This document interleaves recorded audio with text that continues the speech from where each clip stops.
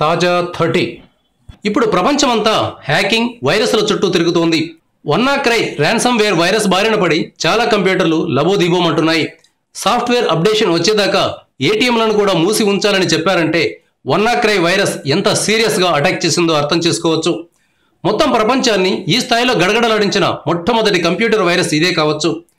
ఇలాంటి పరిస్థితుల్లో power star Pawan Kalyan కూడా వైరస్ తెగ తగిలింది. ఆయన ట్విట్టర్ అకౌంట్ హ్యాక్ అయింది. మన దేశంలో ట్విట్టర్లో భారీ సంఖ్యలో ఫాలోవర్లను కలిగిన వారిలో పవన్ కళ్యాణ్ ఒకరు. హైదరాబాద్లో ధర్నా చౌక్ వద్ద జరిగిన హింసాత్మక సంఘటనలపై ట్వీట్ చేద్దామని పవన్ ప్రయత్నించారు. కానీ పాస్వర్డ్ చేంజ్ అయినట్లు ట్విట్టర్ అకౌంట్ చూపిస్తోంది. మొదట ఏదో టెక్నికల్ ప్రాబ్లం వచ్చిందని అనుకున్నారు. కానీ కాసేపటి తర్వాత అకౌంట్ హ్యాక్ అయిందని పవన్ గుర్తించారు.